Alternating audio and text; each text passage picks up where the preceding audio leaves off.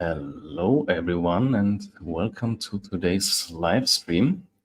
We hope we did everything correct and you can see and hear us loud and clear on all the different streaming destinations. If that's the case, feel free to give us a thumbs up or an okay in the chat or in the comments or some form of feedback, just so that we know everything is working. Oh, got some echo here. Let's stop that. See and hear us loud and clear. Okay, I don't know what's happening here. Here we go. All right. Again, welcome everybody to today's live stream, to today's talk about AI, or rather, how you can use it in your organization. So feel free, whenever you have a question, feel free to ask. If anything is unclear, let us know. That's why we're here. We really want to have an interaction and conversation with you guys. Anything else to add from your side then before we start? I don't think so. Can you hear me okay?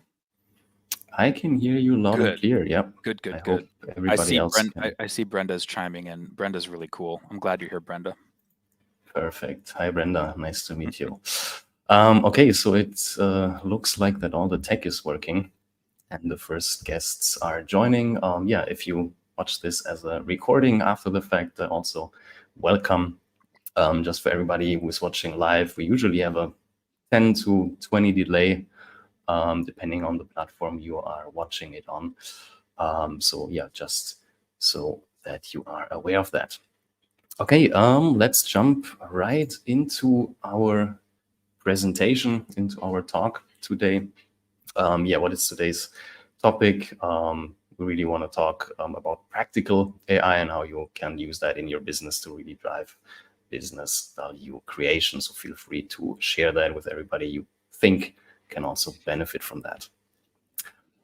So before we jump into the content, maybe one or two words about me and Dan for everybody who doesn't know us. I have a background in finance, around 10, 15 years experience in consulting. I'm an independent consultant, and roughly over the last 5 years, focused also a little bit more on the whole AI industry.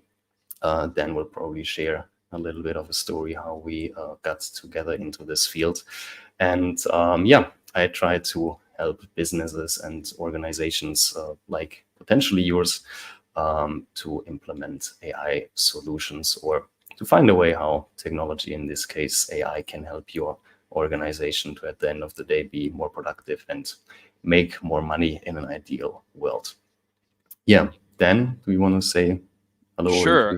One thing that's pretty cool about you also is where you live is pretty awesome, right? Can you tell everybody where you're from and like? Oh yeah, I'm from Germany. Yeah, if you could. So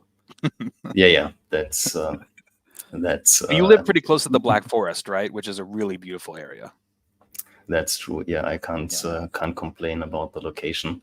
Yeah. I think Dan is also a big fan of Germany and the area around here. It's true. So I'm from Germany.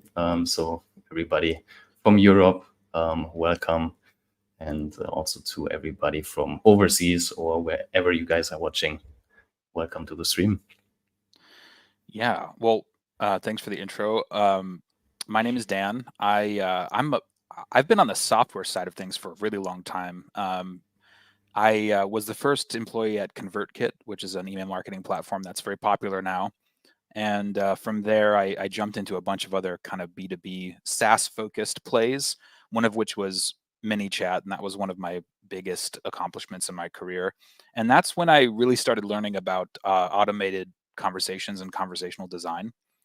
And that was a really fascinating experience. We didn't do anything with natural language understanding at ManyChat, but I learned a lot about that technology stack while I was there. And then that kind of springboarded me into a bunch of really cool projects, one of which I did with Brenda, actually, where we started building conversational agents for an enterprise company, which was really, really wild. I learned about a bunch of cool tools, and then ended up building my own from scratch, my own conversational agent, which we sold into the elective surgery space in the United States.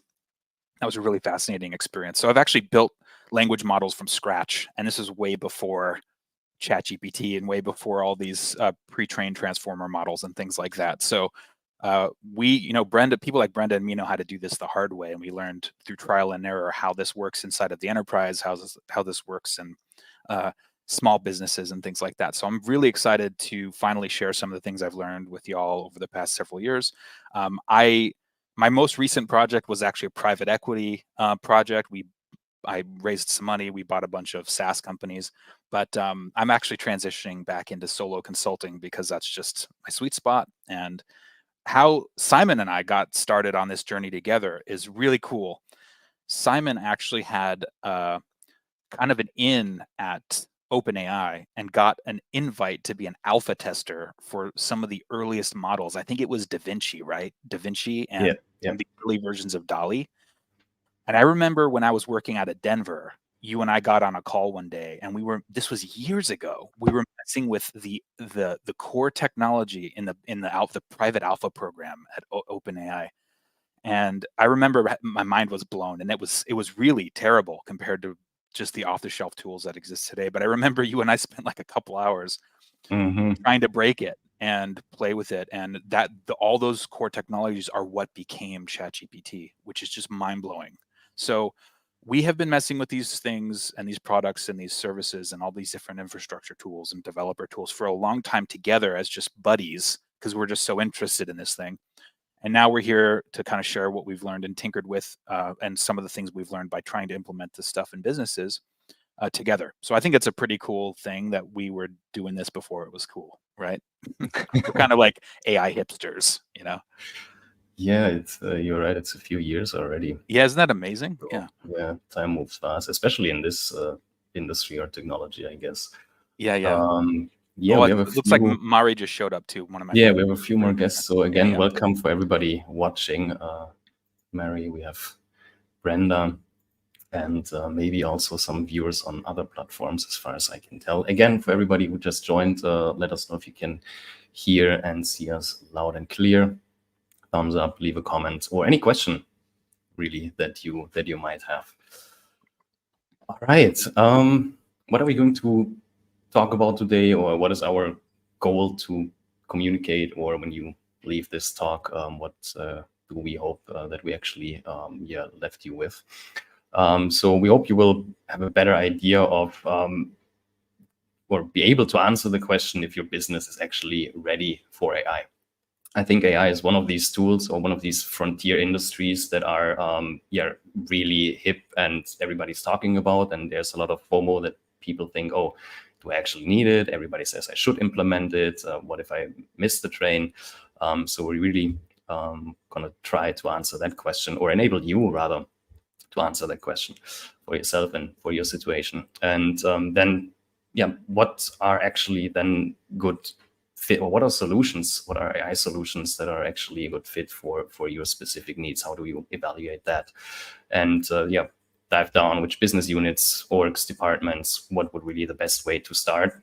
And then last but not least, we of course want to share a few tools that we think might be useful for you, or at least give you an idea where you might want to look into. We also include a demo, how you can build a prototype, or how you can really quick spin up a demo for your internal organization, or to show it to your superior if you need funding or approval or anything like that.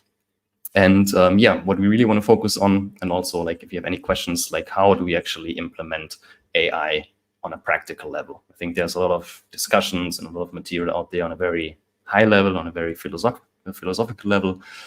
Is AI gonna kill us all, and so on? But we really want to focus on a practical approach here. Yeah, anything to add from your side, Dan? Yeah, no, that's great. I really appreciate the intro. I mean, because I'm here, there's going to be a little philosophy involved, but I'm going to try to keep it to a minimum. I promise. Yeah, I hope we complement each other. Yeah. I think you can maybe jump in here. Yeah, sure. Well, again, perfect. It's the philosophy slide.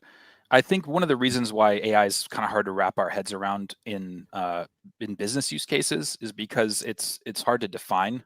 There's like an academic definition of what AI is. There's a spiritual definition. AI is actually a really big funding category. If you think about it, like you can just slap AI onto your business name, and suddenly you're in a different funding category because now they're funding deep tech.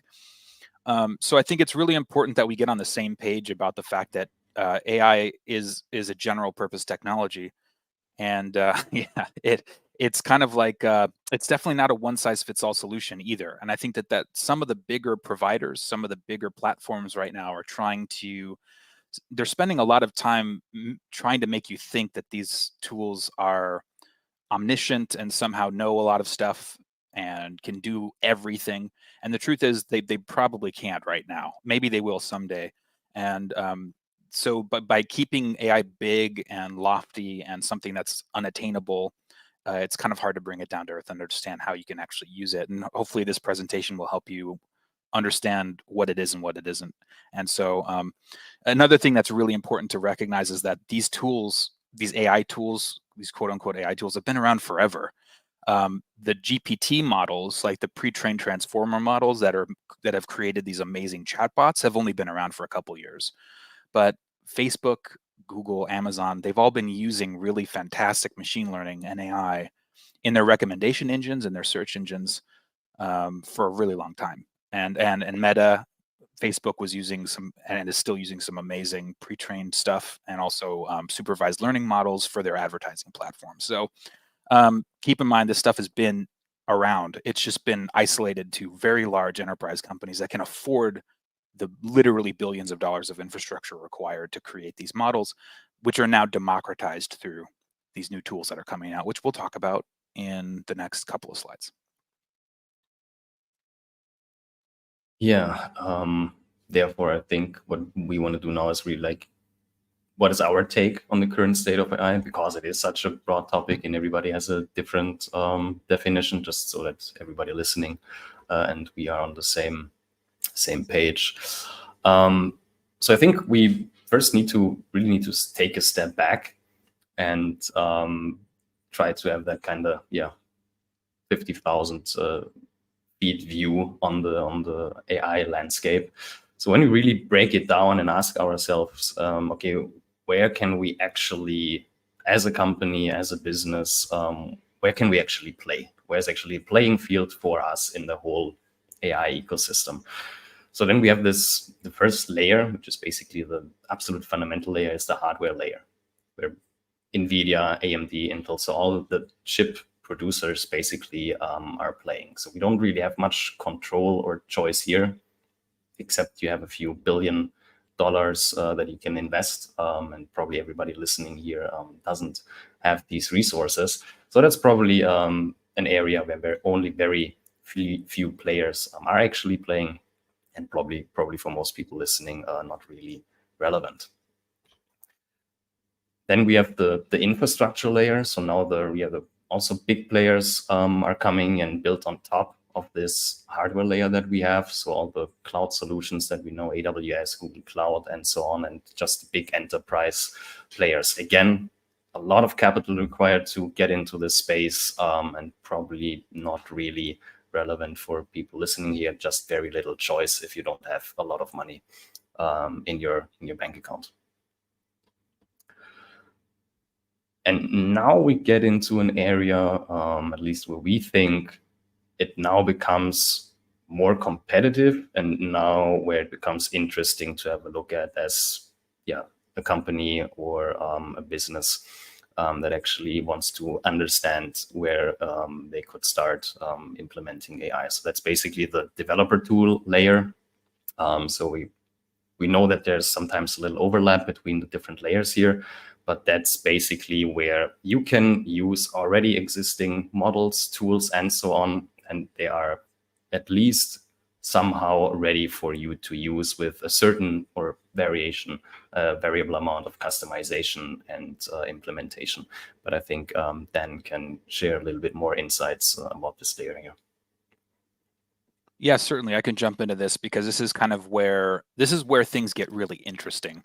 So one of the reasons that we're presenting this information this way is because it's really important to think of this whole AI thing as a stack of technologies kind of mushed together.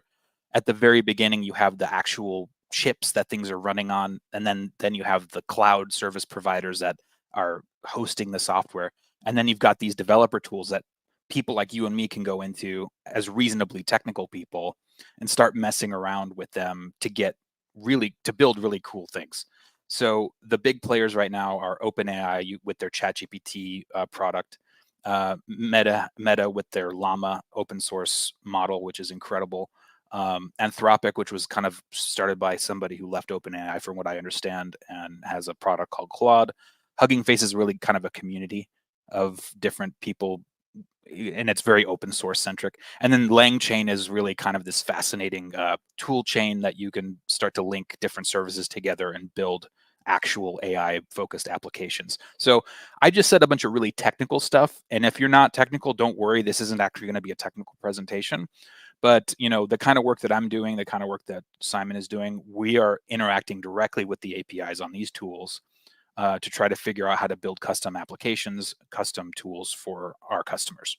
So yeah, I think that's probably all we should say about that for now, because it can get a little technical. Yeah.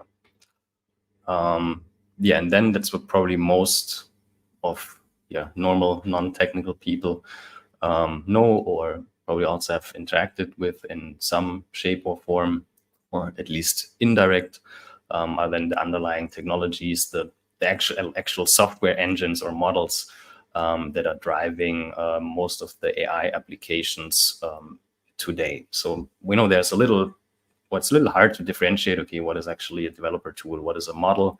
Because I think a lot of the models, or a lot of the companies, also try to build the models in a way that they can be easily molded or adopted to developer tools. But yeah, that's basically where we get closer and closer to the end user. Is that correct so far, Dan? Yeah, I think so. And again, I kind of mentioned some of these models. These are the pre-trained transformer models that we were talking about. That's the technical term for it. But you're interacting with that model through a chatbot. So you're basically, think of the model as the brain behind the chatbot, or the brain behind the AI, making the decisions, that has the knowledge base, that has the natural language understanding. And so these are some really big players right now. And one of the ones that I failed to mention was Midjourney, which is that little boat thing right there, which isn't a chatbot, but it's a fascinating model that uses the same technology to generate images based upon prompts that you give it. So there's many different ways that you can interact with these models. And think of the model as just like the operating system behind whatever application that you're building, because it's almost like a brand new way of computing information. Does that make sense? Yeah, I think so. Cool. And then when we go one step further and look at the application, I think our application layer, I think that's where things really become interesting for multiple reasons. On the one hand, there are some off-the-shelf applications that probably can give you some really quick wins in your organization if you know where and how to use them properly. But I think we also need to be aware that there are comparatively speaking, very few applications available for the end user. And even more when we're talking about an enterprise or a business context, and not just a private end user who, I don't know, use ChatGPT for fun. Which means basically two things. On the one hand, you need really to focus on the analysis of your organization or process structure in general to understand, hey, where does it actually make sense to implement solution?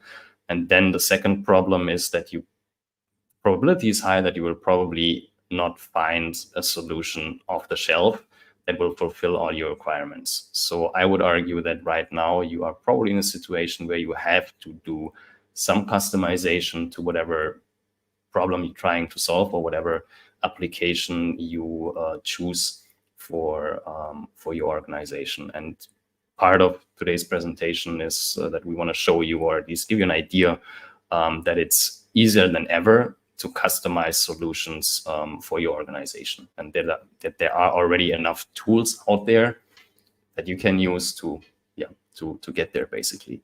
So you probably know, or depending on your industry, you might know the one or some of the logos or some of the names here. I don't want to go too deep into each and one of them, but that's pretty much where we also want to focus today a little bit. So if you have any specific question, or if you have any scenario that you are in where you want our input, or maybe what we would recommend to look into, feel free to just either reach out to us if that is confidential, or just put it in the chat or in the comment section, and we will try to answer that right now here in the live stream, so that everybody can benefit from that.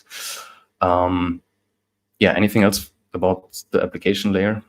No, I just to clarify, I mean, everybody uses apps. You have apps on your phone, you have apps on your machine that you use for work. That's really what we're talking about here, which is that on the way that these models are going to really generate business value is not by using the models themselves directly, like interacting with ChatGPT. It's building an app that uses ChatGPT's language engine or something to do a task for you. So that's where all the opportunity is, I think, for people like me and people like Simon. And that's just to give you some inside baseball. Like, that's why I'm all in on this as a consulting business, because it's like nobody's building apps. Everybody's trying to build the tooling layer and get the infrastructure, because those are the big multi-trillion-dollar businesses that are going to be built. But there's this whole long tail of businesses that are going to be built by scrappy people who actually know how to build stuff, and they're going to be building applications on top of the models that are doing really interesting stuff. And we can talk about how we would go about that, or how we'd go about assessing something like that for your business in the next slides. Yeah, absolutely. I think what we're going to do now is to really have some specific examples of how we can use AI to really generate business value. So we have some use cases that we just experienced over the duration of our careers, that we see over and over, and that we think could be a good starting point for a lot of you guys listening to think about. So if you identify with some of the situations and scenarios or problems here, let us know, just to confirm that we are not alone and in some bubble, isolated from the real world. So any feedback is appreciated. So in general, I think one starting point, or one use case for especially service businesses, but generally every business probably, is document and data processing. So what I mean by that is basically imagine all the documents that you process every day in your company. So job applications, invoices, contracts, emails, updating documentation, and so on. So every time when someone in your organization is typing something into a database, manipulating any document, and so on. Imagine if that could be automated, or at least a big chunk of it, and cut in half. And we will see later on how you can do that. And in our experience, there are so many really tedious tasks that luckily most of us don't really like, that can be replaced, or at least very much accelerated. And about booking appointments, allocating resources based on actual availability. And again, like we said a little earlier, now we really have the ability to customize a lot of the solutions, and not just take the default available selections in a piece of software. One question I would have, wait, can you go back? Sure. There's actually a very tangible example of this from somebody in the audience. Again, my friend Brenda, who I was texting with her about this live stream yesterday, and she shared this really cool project she's working on. I can't share too many details about it, but basically, like, raise your hand if you love working with automated phone systems. Like, if you love talking to a robot and going through and pressing buttons. Well, probably no one's going to raise their hand, because they're not super fun to use generally. And if you think about like a really highly skilled professional, they've spent a lot of time in school. They're really busy with their workload. The last thing they need to be doing is interacting with a billing code system, or an insurance broker, or an insurance company to try to get deductible information or something. And a lot of those systems that these insurance companies have, for example, when they're working with doctors, they're all IVR systems. They're all automated phone systems. So imagine building a system that instead of the doctor having to be on 3 hours of phone calls talking to an IVR every day, you could actually build a bot that does that phone call for the doctor, gets the right information about their patients, and then sends it back to the right systems. That's such a fascinating use case for generative AI, because it tangibly saves a very skilled professional several hours a week at least. And then you can start to quantify the value of that very quickly. And it also uses these natural language interfaces in a way that it's very hacky, having a bot talk to a bot. But that's exactly the kind of stuff where there's a lot of really funny opportunity in the market, because we've built all these systems that are super, like they're just very tedious. And so that's where some of the opportunity is, at least. Go ahead. Yeah, I think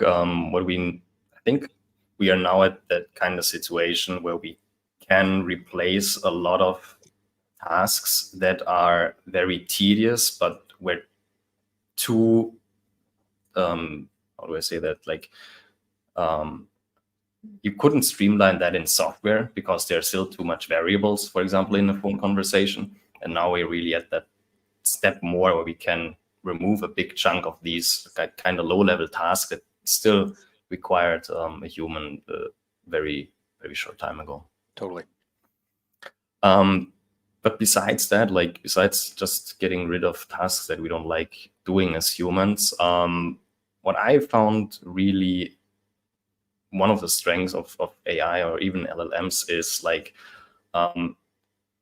helping executives or generally humans making better decisions, in the sense of, imagine you would be able to pull all the data from your different system, from Stripe, from your CRM, from your accounting, from your supply chain, whatever it is, whatever your business is, and have that in one dashboard or in one interface without talking to 5 different departments that then have to get that information first and get back to you 3 days later. And then you have a meeting with all the responsible department leaders and so on, and they give you a report, and a week is done before you can actually make the decision, instead of just asking an interface, hey, what is the situation here, here, and here? Get that data and be able to make a quick decision, even if it's not 100% accurate, but that you can go back later and verify the numbers. And you can really map that onto probably most organizations and also departments inside organizations, from like supply chain to marketing, advertising, and so forth. So I really like that idea to okay, how can AI enhance decision making?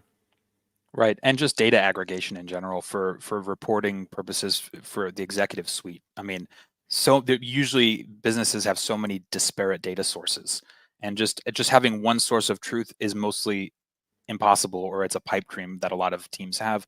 With these LLM tools that you can build, it's not a pipe dream anymore. You can actually have a single source of truth that you can query ad hoc at any time of day, and it will give you a report that you're looking at or want to look at, without you having to hit your support engineer and all these different people to run a SQL query for you in the middle of the night or whatever. So it's really, really cool.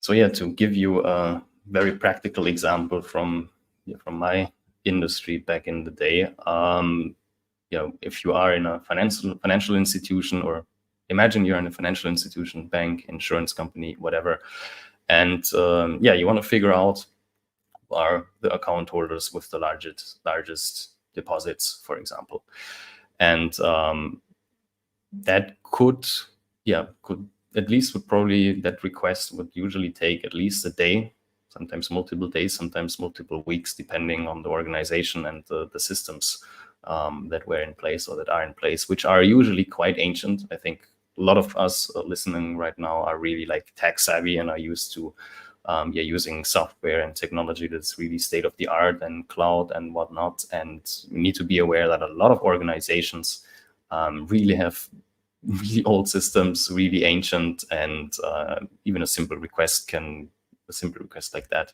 can take some time. And I think Dan can probably explain a little bit better how such a database query and so on, actually all the steps that are required to get that information.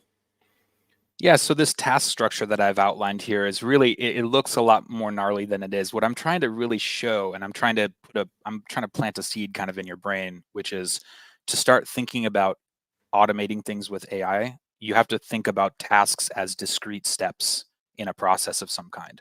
So this task structure that I've written down here is a very common task structure as it exists in real life. So you get a request from an executive, who are the account holders with the largest deposits. That goes to a middle manager, who then hits up an account manager of some kind who might have that information. They probably don't, so they go to a support developer in Slack and say, hey, do you have this information?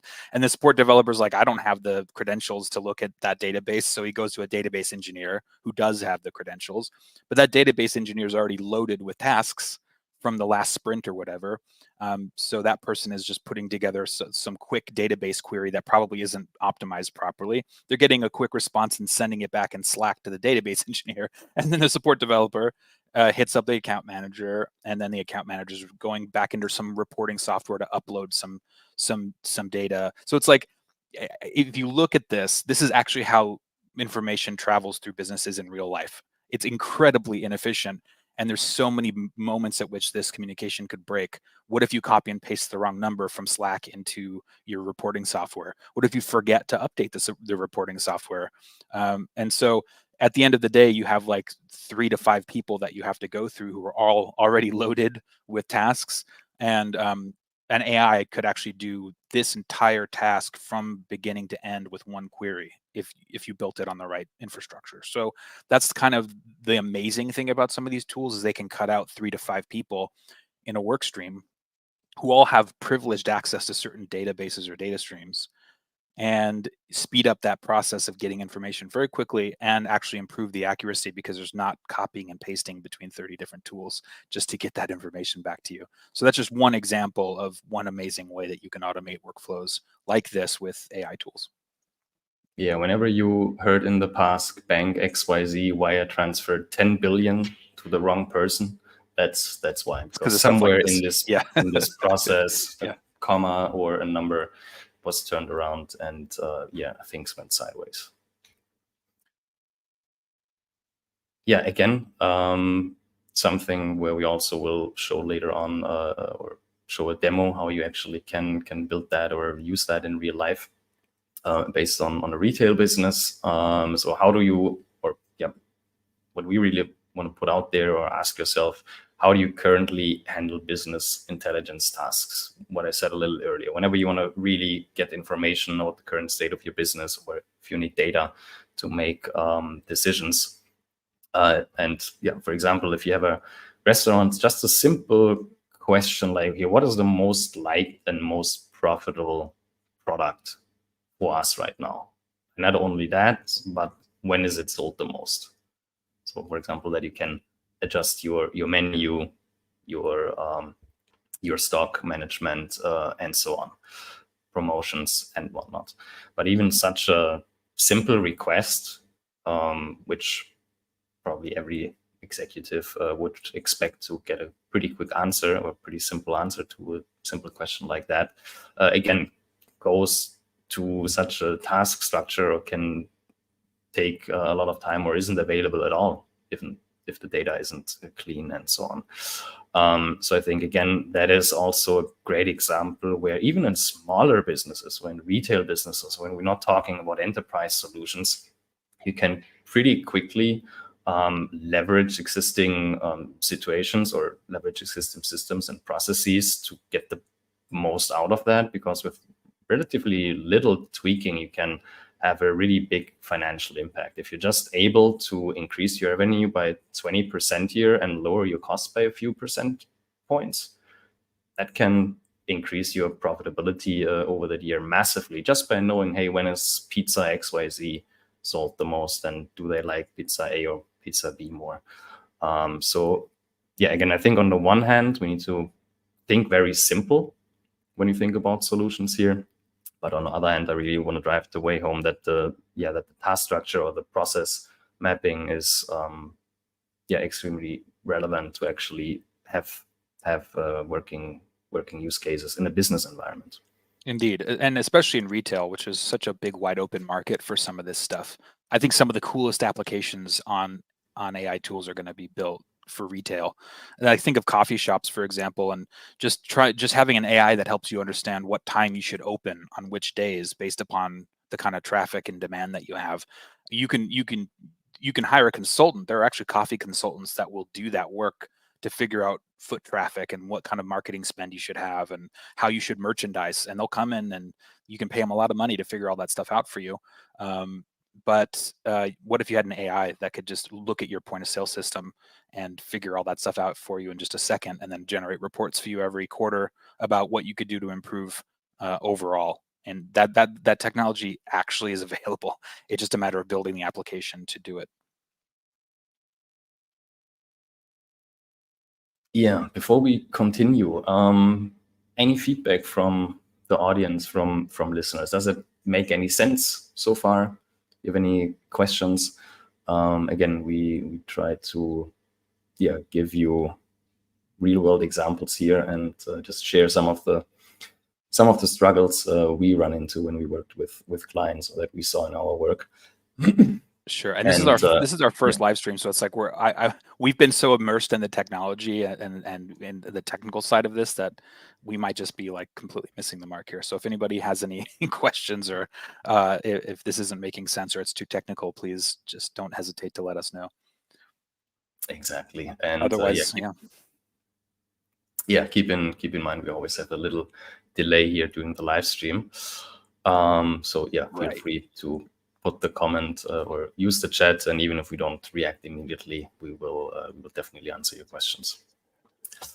So where do we actually see companies having problems? And then we will show you a demo of a working product where you can actually see how you can actually hopefully solve some of the problems. Dan, do you want to jump in here? Yeah, I mean, one of the things that as you grow up in your career, you start to realize that there are symptoms of problems everywhere, and everybody's trying to diagnose them. Everybody comes to you and says they think they have this problem, but professionals like lawyers and doctors, and therapists and things like that, they look at the symptoms, not what people say the problem is, because everybody misdiagnoses themselves all the time. So these are the symptoms that I've seen a lot in my career that are relevant to this kind of automation, which is there's just cooperation and communication between business units and departments is just a common failure point, especially as you reach that critical mass of like 30 plus employees, which is what I've seen generally happen. 15 to 30 things start getting a little bit wonky, but after 30, 40 employees, communication becomes kind of like a full-time job for somebody in the organization. So there's a lot of things that start to break down after that. Also, there's another thing, which is everybody wants to be data-driven, but at some point, when you're optimizing for speed, you're making decisions that aren't really based on data. They're based upon some hunch or some intuition, which can lead to great outcomes, but also that's not exactly data-driven, especially if that's your mission to be data-driven. So some of these tools that we can build will speed up that decision-making process quite a bit. So you don't have to sacrifice that data-driven part of your decision. And then just clarity around roadmap and timing and expectations. People are kind of terrible at, like, I know I'm very terrible at judging distances. Like if there's a big project that I'm working on, like how long it's going to take or what parts of it are going to take a certain amount of time. All developers, God bless them, are terrible at this, at estimating tasks. It's just the way that our brains work. We're really not super wired to understand nonlinear relationships, and we try to make everything linear, and then that's where things break down. So machines are really good at compensating for that, which is why these AI tools are so powerful in that way.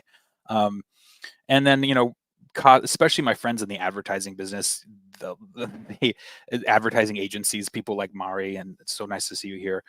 Costs end up being higher than the client expects at first. And some of that communication could be automated. Some of that is an education problem. Some of that is just like the right dashboards at the right time. So it's that's another funny thing that happens in advertising. So I mean, these are just the symptoms that I've seen personally a lot. And these are the things that I would say, okay, what's the root cause underneath this? and what part of this root cause can be analyzed through a systems perspective, and then how do we break down that system in a quantified way so that we can start to automate parts of it. And I think that's what the next couple of slides are about, I bet. Yeah, exactly. So what we want to show, at least a little bit, the next steps, how you would approach that, how you would build that inside your organization, or if you don't have the decision-making power, how you maybe convince your superior or get the budget to explore that area a little bit more. So what usually the first step is when we jump in a project like that is, or what we recommend for you is, like, although it sounds very simple, start with a feasibility assessment and some form of diagnostic process. In our experience, the difficulty really starts there because oftentimes we don't really have a objective evaluation of the status quo, or if the knowledge is there, it's oftentimes in the heads of the people and not really mapped out. So you might be too close to the problem, is what we often see. So just having someone, or even yourself, taking a few steps back, because as Dan said a little earlier, the symptom doesn't necessarily correlate with the root cause, or mustn't. Well, it does correlate, but it's not necessarily immediately obvious. And then, and again, that is real world scenarios here. You really need to be honest to yourself and ask yourself the question is, does the culture of your company really support the necessary change?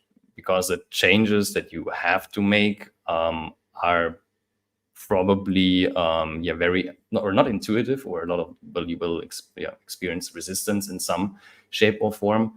So therefore, I think that is, just from a practical perspective, really one of the first questions you need to honestly ask yourself. Otherwise, you're running with your heads against the wall.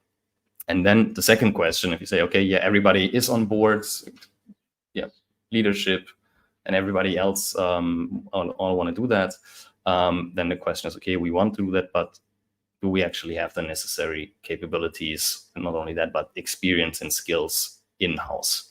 Because let's be honest, for 99% of people out there, or us, AI is an extremely new field. 5 years ago, that basically wasn't an industry by itself, besides some research in some labs. So therefore, everybody is kind of new in this frontier. So again, I can't stress that enough. The first step to really get a clear understanding of your current situation and really ask yourself, hey, do we really want to do this? Or is it just the next shiny thing and we don't really want to do that, or are not really behind the whole change that is coming? Anything else to add from you? Those are really good points, and like that kind of like gut check that I think we all have to do as business owners or operators in our businesses is like, are there some tasks that are opaque for a reason? This is another thing that it's kind of a touchy subject, but some people keep workflows sort of hidden for a reason, because they don't want, some people, especially, very high performers, sometimes they don't want certain things to be exactly explicit. And so maybe it's just because they want control over the output, they want control over the process. So the thing is, if that's a mission critical task that you need to get done, shining light on that is going to be really important, so that you can actually quantify that task and understand what parts of it you can automate and can't automate. And if there are players in the game that are trying to keep certain things under the table or whatever, which every business has, by the way. This isn't, maybe I'm being a little bit edgy by talking about it. I'm one of those people, I like to talk about things. This might not be the best fit for you, because you might be trying to build something that you can't actually implement. I mean, Brenda and I have talked about this quite a bit, and she makes a really good point about this concept of having a written strategy. Simon, you're really good at this. You're really good at scoping. And one of the things that I think that enterprise could learn from small consultants like us is the importance of setting expectations up front and being very consultative throughout the engagement. A lot of clients in the enterprise, when you're building custom solutions for people, they are afraid to commit to a certain path, because that path might turn out to be kind of wrong. So the requirements of the project tend to be a little bit ambiguous, and they're kept ambiguous for kind of a reason, because nobody wants to accept blame if something goes wrong. So it's like, it's a funny thing. It's a dynamic that exists. Like, let's not pretend it doesn't exist. But the thing is, you can always sort of start to mitigate it as the service provider by setting expectations up front and trying to get the client to be as direct about their expectations as possible, and to always be sticking to a strategy guide so that you can check yourself against that strategy guide at every step of the process. Hey, we're going to make this decision about some implementation. Does it follow the strategy? Yes or no? And then it becomes an easier way to kind of argue your way out of scope creep and stuff like that. But that's something we can talk about later. Yeah, I think what Brenda says here really is correct. And also our next slide here, or the next step in the whole process is really make sure, hey, we have a written out or laid out or whatever tool you want to use. You can write it down in a document, you can use some visualization, whatever works best. There are a lot of tools out there that you can use and that can help you doing that. But it's really important to have that process mapping step, because a lot of companies don't really have that clear overview of their processes, or if they have, they don't have it mapped out. So everybody knows their little segment of the process, or their little step, their little task, but there's really no overarching documentation or guidelines or whatever, where you can see the whole process on one slide basically. And that means, in a practical sense, you would, every time you need to get the knowledge out of people's heads, meaning every time you onboard something new, you need to get to this person and ask them about this, or every time a new project, you need to get the information from this person.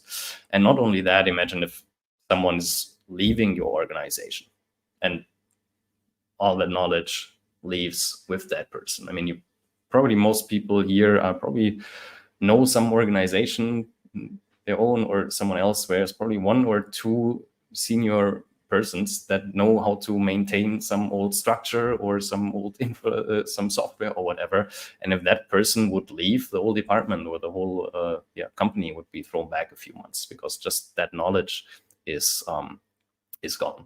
So really want to drive that point home. Really take the time, map out the process where you think, hey, this is where we have the most bottlenecks, this is where we have the most gaps and the most problems, or there's the most leverage for us, and take the time to really map that out. And one side note, and if you already have what I'm assuming, if you already have some form of project management software or somewhere where you already have that data collected, even if it's not perfect and if it's not perfectly structured, in our experience, that's usually a good starting point, just to figure out, hey, okay, we have a starting point here. Let's pick the quick wins and try to start there. Excellent. All right, so now we hope, or we assume, that we have some understanding of the status quo. We did some diagnosis, we understand the process and map the process out, or the area where we think, hey, there is room for improvement. And what we, in our experience, think is super important is to design a solution as quickly as possible. And then in the next step, what you will see in a second, is to build some form or demo prototype or whatever to get a proof of concept. And the great thing is, like, the tools that we have now, and Dan can tell you more about this than I, the tools that you now have available, the developer tools, are making stuff so much easier to build than a few months or a few years ago. Because the demo that you're going to see in a few minutes, I built that in an hour, I think, something like that. And I'm not a programmer, I'm not a technical guy. I don't know, besides being German and have some engineering background and working in finance, but that's about it. So yeah, and if you have any interest in getting some overview or possible solutions, how you can do that in your organizations, of course, feel always free to get in touch with us. Anything to add from you? And then I think you know a lot of developer tools, or how hard it was a few years ago when you worked on Thomas and stuff? Yeah, I had a product called Thomas AI that we sold it into the elective surgery business, which was a really cool, lucrative business. But man, was it difficult to get everything to work. Just the front end of getting it loaded onto a website so that somebody could talk to the bot, that was a problem because so many different people have different websites and JavaScript conflicts. And anybody who's ever installed a pixel or done anything on the front end of a website knows exactly what I'm talking about. Uninstalling plugins until your thing works. There's also tracking and all kinds of attribution problems that start to happen that are now super easy to fix with these automated tools. And just as far as prototyping the actual workflow that you're trying to build into a piece of software, I mean, there are no code or very low code tools right now where something that would have taken me 6 months to prototype can be done in like a weekend. So it really is remarkable. Like, we are in the golden era of building things right now, and I'm so stoked to be involved in it because it's if you did it the hard way and you have these tools now, like you know how cool it is. Yeah, so as we just said, I think the next step is then really to get quickly into prototyping, build something that you can first for yourself figure out, hey, does it actually go in the right direction? Is that what we actually expected to get out of the whole project? Does it go in the right direction? And then so that you also have to have something to show to whatever you need to convince that this actually makes sense. Maybe you need to secure funding. If you're in a funding stage, maybe you just need to convince your department leads for some budget allocating to that project. Maybe you run the company by yourself completely. Whatever it is, to having some form of prototype or some form of demo, as we will show you in a second. In our experience, not only helps with that, but also helps to get everybody behind the project. I think that's super important to get buy-in from everybody involved. All right. Yeah, if you don't have any questions, then we want to show you a quick prototype demo, how that can look like. So again, I built the demo roughly in an hour. So if I can do that, everybody listening, you can do that too. And if not, we're more than happy to help you with that in the future. So what is it? How is it built? So it's built with or built on top of ChatGPT 4, basically the current version. The user interface is just through their mobile app in ChatGPT. In that case, it has access to two different knowledge bases, to the menu. Oh, I forgot. So what is that? What is the whole demo here? In the first place, so we built a chatbot for a restaurant that basically can, you can connect to your phone system, to your phone number, whatever, and can make bookings, can interact with every customer, and just a customer service or customer support solution. Remember, Google a few years ago had that demo where I think they called a hair salon or something and booked a call. Turns out all of that was fake and edited, or at least not what they pretended it to be. What you will see in a second is a completely live recording, no editing. Therefore, you will see all the hiccups and so forth. And yeah, again, that was spin up in really short time. And the reason why it works is basically because it has access to two additional knowledge bases: the menu of the restaurant, the policy of the restaurant, and access to the internal booking system or calendar. And it's all built or all represented by a database in this scenario. Okay, I hope that was easy to understand. Anything else to add?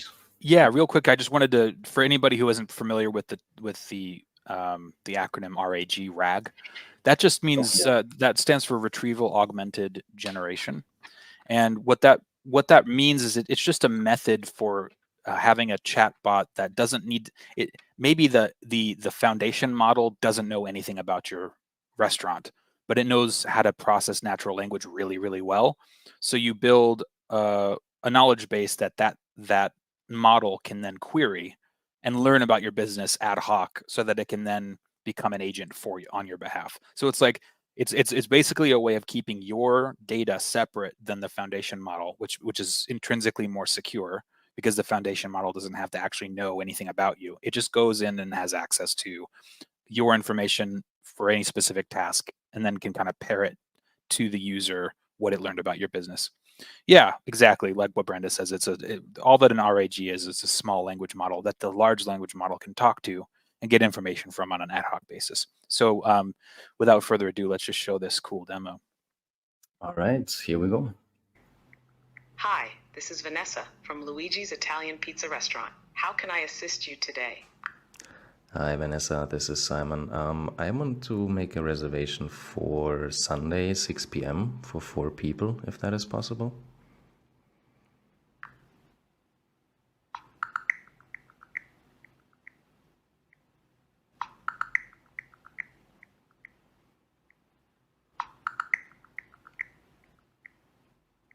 It looks like I encountered an issue checking the availability.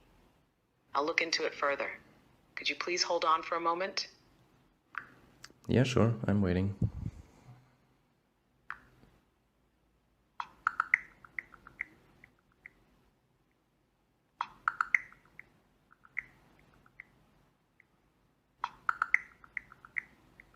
Simon, I'm sorry, but it looks like we don't have availability for 4 people at 6 p.m. on Sunday. However, I can offer alternative times. Would 5 p.m. or 7 p.m. work for you?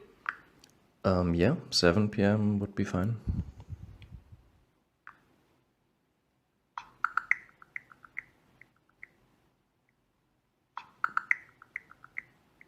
Great news, Simon. We have availability for 4 people at 7 p.m. on Sunday. Could you please provide your name and phone number to confirm the reservation? Yeah, my name is Simon, and the phone number is 1234567. Thank you, Simon. Your reservation for 4 people at 7 p.m. on Sunday has been confirmed. If you need anything else, feel free to let me know. Yeah, one more question. We have 1 toddler. Can you accommodate for that? Is that okay?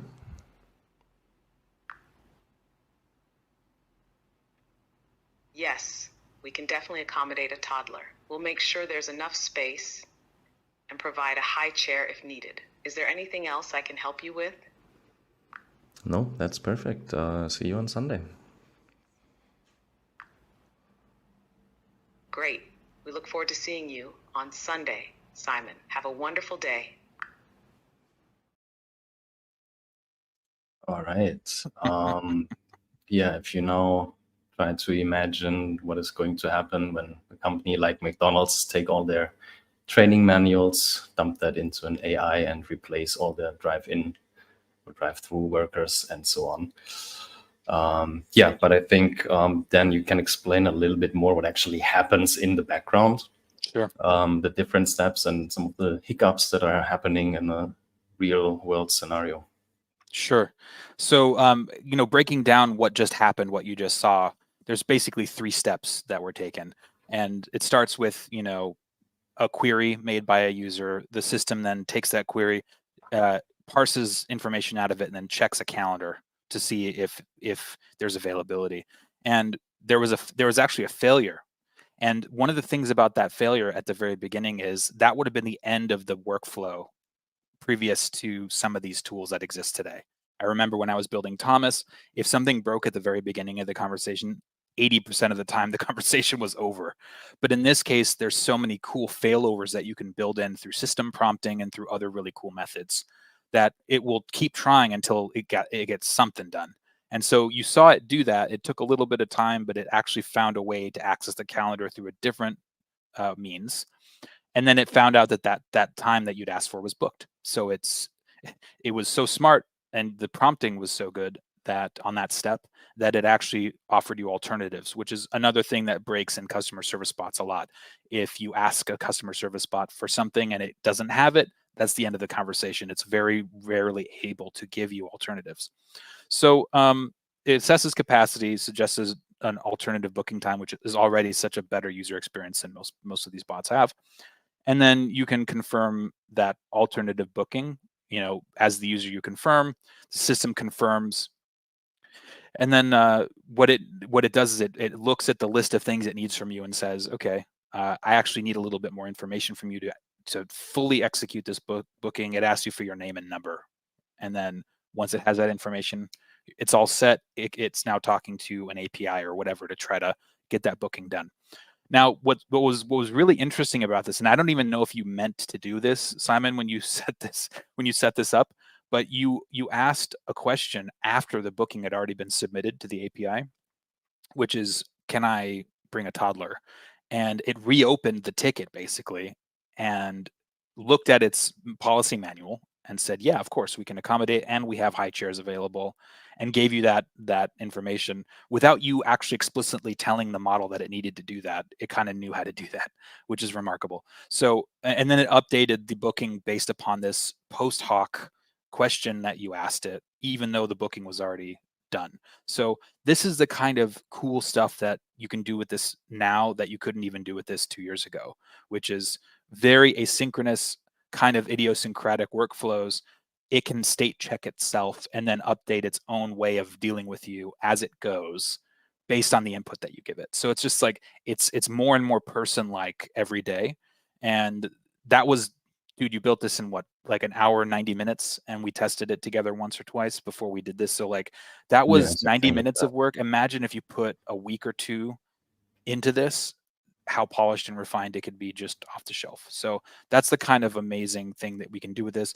Brenda has another good point about the context continuity across the entire conversation. A lot of these bots lose context at different stages of the prompting. In this case, there's continuity throughout the entire conversation, which is super cool. Yeah, and I think what we also need to keep in mind, the model like ChatGPT that we are using here wouldn't, in my personal opinion, even not being the right model to choose for such a task. It's probably way too big. It has a lot of functionality that you wouldn't use, but slows it down. As you saw in some situations, it took some time to respond.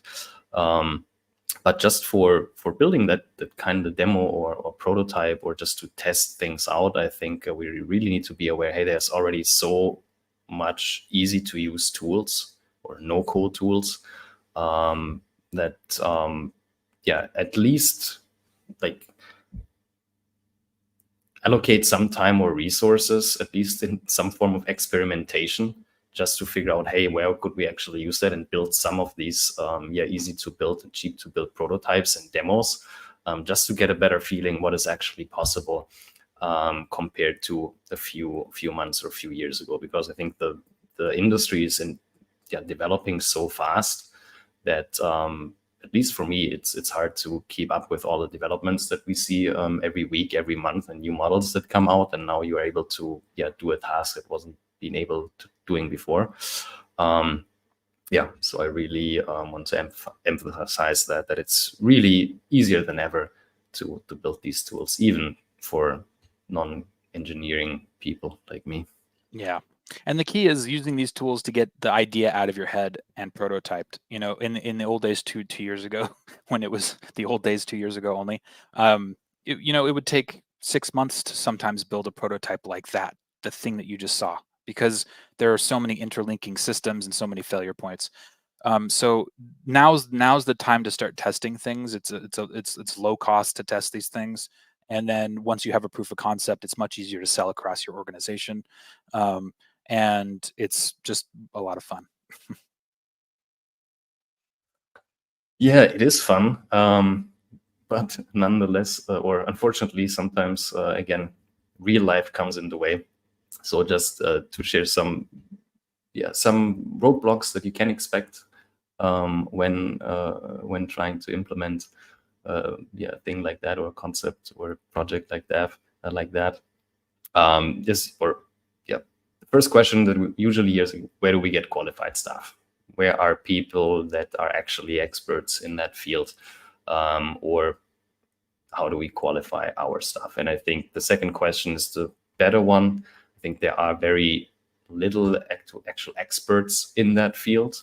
There are for sure high-paid engineers at Meta or OpenAI and so on, but probably very few people we're actually able to have business part also down and are able to actually implement business relevant or develop business relevant application. And in my experience, the person who usually knows your company the best is either you or your team members, and trying to figure out, okay, who are the people that we can develop here or develop these capabilities internally, experiment, figure out, is, at least in my experience, most of the time when we're talking about a new technology like that, probably the way to go.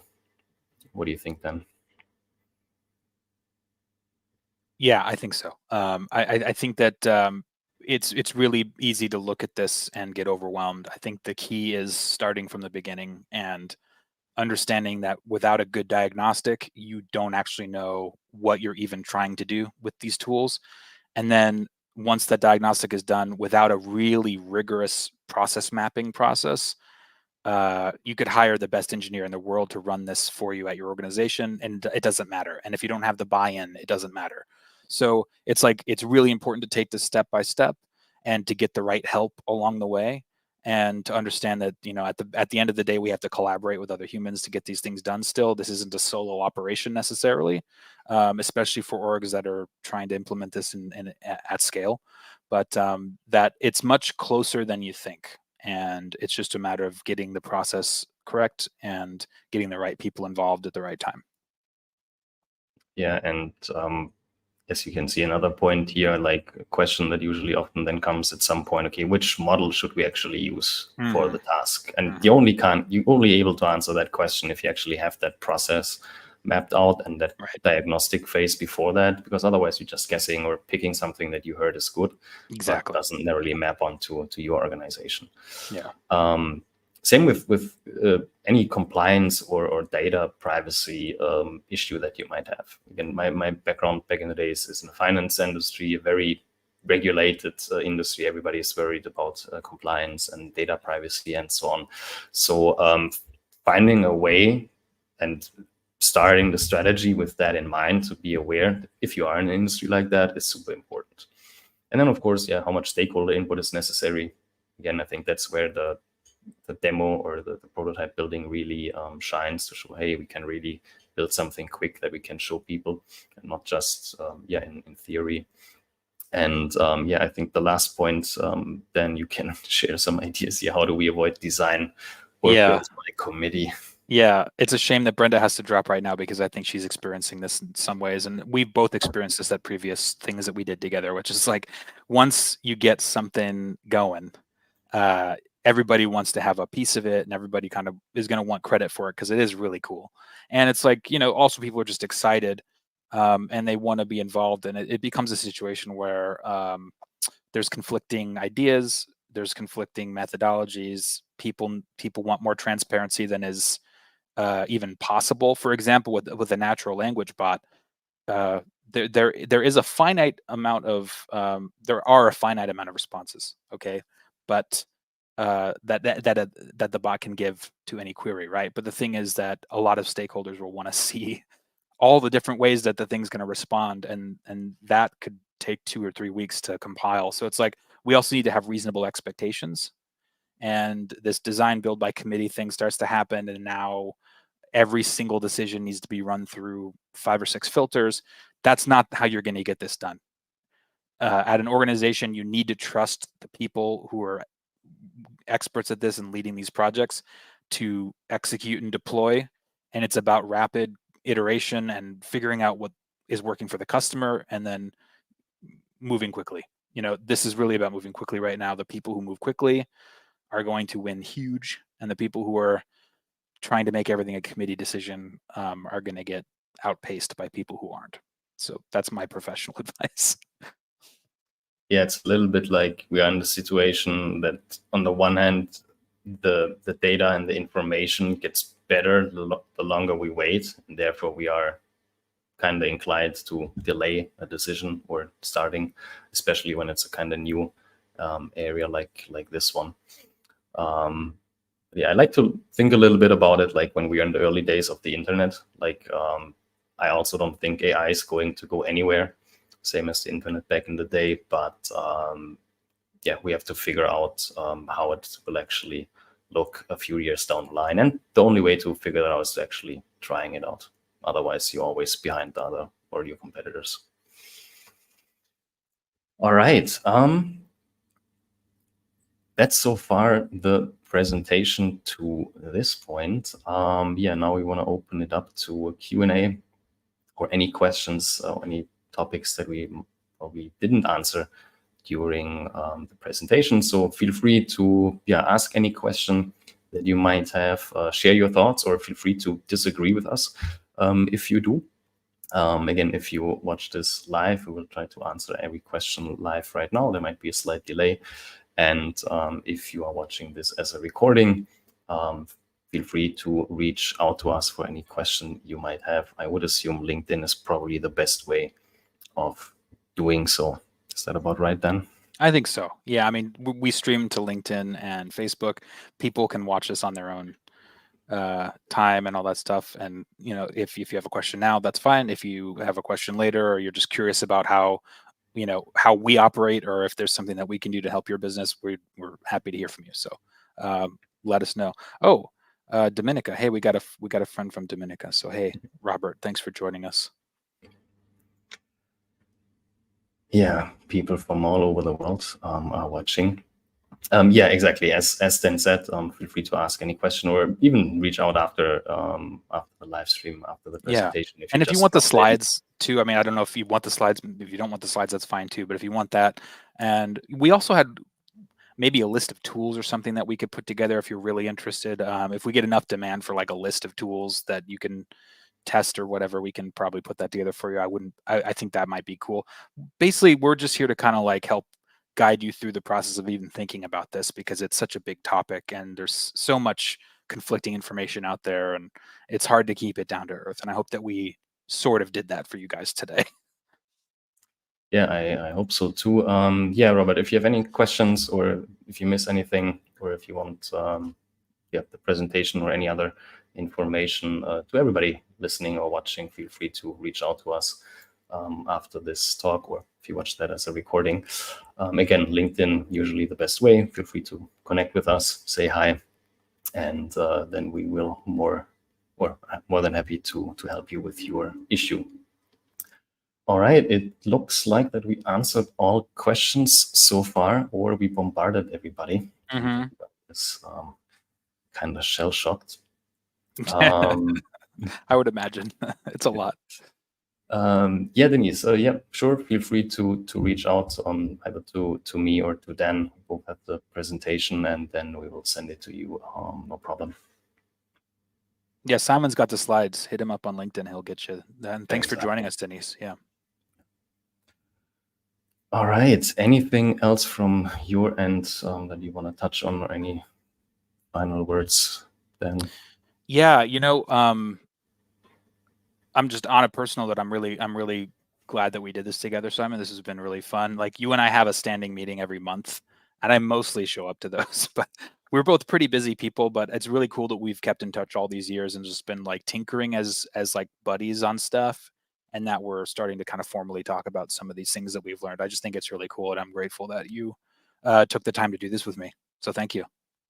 Yeah, you're welcome. I think sometimes it's important to talk about the stuff that you do behind closed doors. Yeah, that's true. You're usually not talking about. So, and I'm somebody who likes to do that where I can bounce some ideas off. So I like that scenario. Yeah, and everybody watching or listening, if that was helpful in any shape or form, feel free to leave some feedback. If you have any ideas for future topics, or if you want to see that as a kind of ongoing series where we share just some insights in the daily work or problems that we see or experience, and that might be helpful for anybody else.